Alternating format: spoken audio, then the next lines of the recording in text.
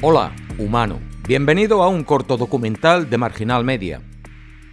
Hace más de 7 años ya le contábamos en este vídeo cómo los gobiernos de todo el mundo cada vez dedican más dinero para el pago de las llamadas compañías militares privadas, o sea, a contratar mercenarios. Piensen, y seguro que ustedes mismos encuentran varias razones por las que un gobierno puede preferir usar a matones antes que su ejército regular para hacer ciertos trabajos. Pero si no quieren hacer el esfuerzo, vean el vídeo, que como todos los que nos desmonetizan, contiene la mejor información. En él les explicamos las razones tras el auge de los mercenarios en el mundo. En este les contamos el auge de una de estas compañías militares privadas, el grupo Wagner, y cómo Putin está haciendo uso de él para expandir la influencia de Rusia en África.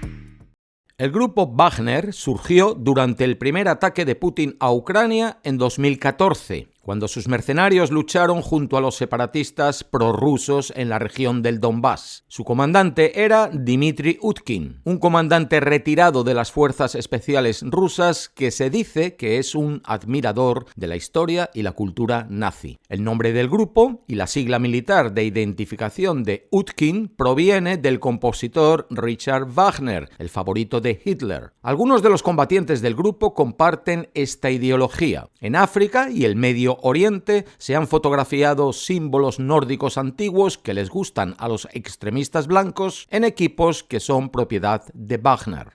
Wagner se extendió en Siria en 2015 con la tarea de apoyar al presidente Bashar al-Assad y apoderarse de los campos de petróleo y gas, según dijeron funcionarios estadounidenses. En 2016, Putin otorgó a Utkin honores militares durante un banquete en el Kremlin. Un año después, Estados Unidos impuso sanciones a Utkin por sus actividades con Wagner. El grupo se fue a África en 2017, al parecer bajo la guía de Yevgeny Prigozhin, un magnate ruso conocido como el cocinero de Putin. Prigozhin, como Putin, es de San Petersburgo, donde alguna vez regentó un puesto de perros calientes antes de abrir un negocio de banquetes que prosperó gracias a lucrativos contratos con el Kremlin. Estados Unidos lo sancionó en 2018 por denuncias de que financió una fábrica de trolls rusos acusados de entrometerse en la elección presidencial en 2016. En África, Wagner empezó a aconsejar a dictadores en dificultades, a poner en marcha campañas de desinformación y a desplegar equipos de observadores electorales falsos, según autoridades occidentales, expertos e investigadores de Naciones Unidas. Empresas vinculadas a Prigozhin operaban minas de oro y diamantes. Prigozhin niega cualquier relación con Wagner e incluso ha cuestionado la existencia del grupo. La leyenda de Wagner es solo una leyenda, ha llegado a decir.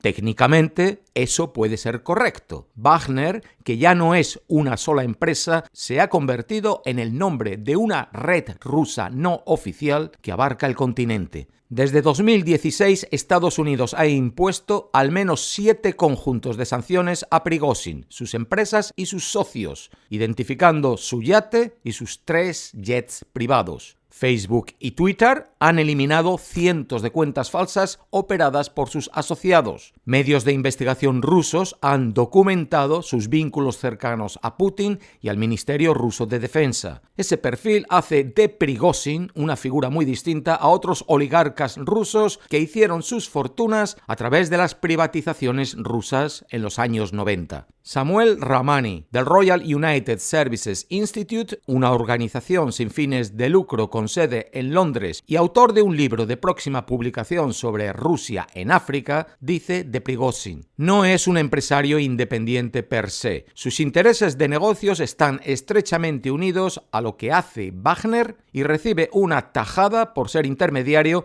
en los acuerdos entre líderes africanos y el Kremlin.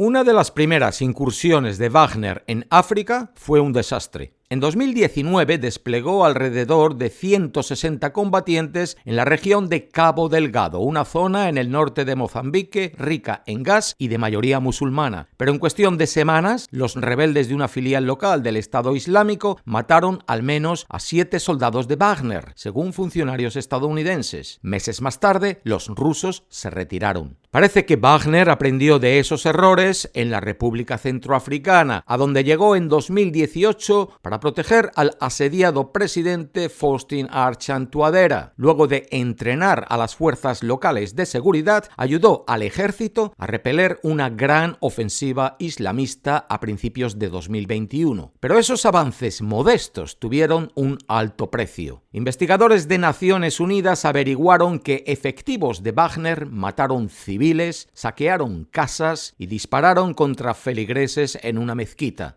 Los críticos dicen que la operación se enfocó en regiones donde las empresas de Prigozhin extraen diamantes. En Libia, los combatientes de Wagner apoyaron un fallido asalto a Trípoli, la capital, en 2019, liderado por Khalifa Haftar, un comandante ávido de poder. Miles de efectivos de Wagner siguen destacados en 4 bases por toda Libia, sobre todo cerca de los campos petroleros del país. En Sudán, Wagner consiguió concesiones de minería de oro e intentó, sin éxito, salvar al líder autoritario del país, el presidente Omar Hassan al-Bashir, depuesto en abril de 2019. Ahora, el principal socio sudanés de Wagner es el general Mohamed Hamdan, un poderoso comandante paramilitar que voló a Moscú en vísperas de la guerra en Ucrania para reunirse con altos funcionarios rusos. Tal vez la operación más contenciosa de Wagner sea en Mali, a donde las fuerzas de Wagner llegaron en diciembre de 2021 en medio de lo que el Departamento de Estado estadounidense calificó como un aluvión de desinformación dirigida para ocultar su llegada y actividades. Pronto, sus combatientes se unieron a la lucha contra los insurgentes islamistas. Pero para mediados de abril, Wagner había estado involucrado en más de una decena de incidentes en los que murieron casi 500 personas, según investigadores y reportes de Naciones Unidas.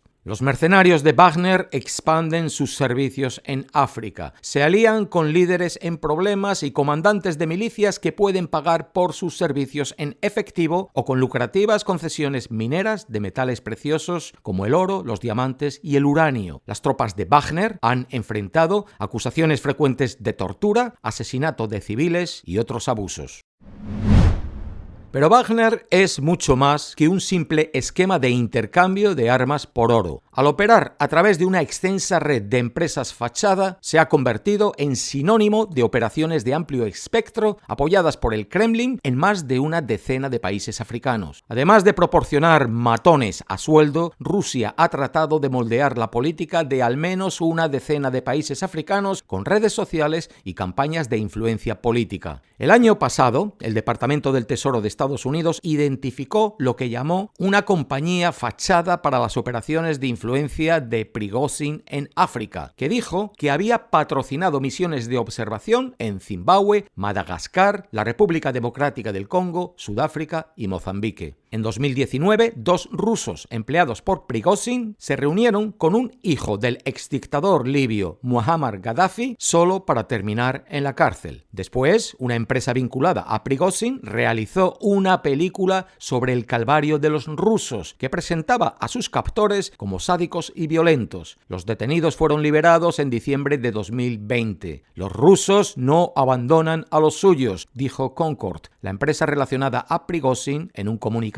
Desde octubre de 2019 se han cerrado más de 300 cuentas falsas de Facebook e Instagram vinculadas a Prigozhin, que, según esas redes sociales, estaban dirigidas a una decena de países africanos. Wagner también lucha a través de la cultura popular. En la República Centroafricana, las empresas de Prigozhin patrocinaron un concurso de belleza, fondearon una estación de radio y el año pasado estrenaron una película, Tourist, que glorificaba las acciones de los mercenarios de Wagner en ese país. En diciembre se emitió en la televisión rusa otra película financiada por Prigozhin, esta vez sobre los sangrientos infortunios de Wagner en Mozambique. Wagner mantiene una presencia discreta en ese país. Luego de que sus combatientes se retiraron en 2020, han dejado atrás una célula de cibercombate empleada por el gobierno mozambiqueño.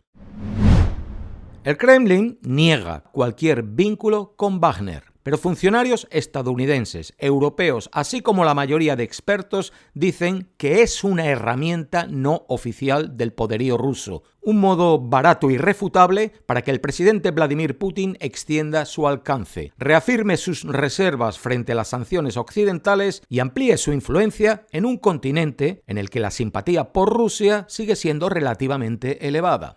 Putin indicó las ambiciones de Rusia en África en una cumbre de líderes africanos en Sochi en 2019. En esa ocasión describió al continente como un lugar de oportunidades significativas para el Kremlin. Los analistas dicen que esa expansión forma parte del deseo más amplio de Putin de restablecer a Rusia como una gran potencia, lo que lo enfrentaría en parte con China, Turquía, los Emiratos Árabes Unidos y otros países que han competido por una posición en África a medida que disminuye la influencia occidental en ese continente. Algunos líderes africanos se sienten atraídos a Moscú debido a las armas. Rusia se ha convertido en el mayor proveedor de armas de África. Putin también está aprovechando profundas corrientes históricas y políticas. Muchos países africanos se han mostrado renuentes a unirse a la condena occidental hacia Rusia por su ataque a Ucrania. Algunos debido a las persistentes simpatías de la época de la Guerra Fría, pero muchos otros por su frustración hacia lo que consideran como un desinterés occidental hacia África. En África Occidental, Rusia está aprovechando la ola de opiniones contra Francia en países como Mali, donde la llegada de efectivos de Wagner condujo a la salida de soldados y diplomáticos franceses este año. Un golpe militar en Burkina Faso fue bien recibido por los manifestantes que ondeaban banderas rusas. Y en Camerún, las autoridades firmaron un acuerdo de defensa con Rusia en abril, que algunos han visto como posible precursor de un despliegue de Wagner. Para noviembre está prevista otra cumbre entre Rusia y África. En esta ocasión, la sede propuesta es la ciudad natal de Putin, San Petersburgo, que también es la base de operaciones de Prigozhin. El grupo Wagner y sus operaciones en África son cada vez más importantes para Putin. Hasta la próxima. La paz.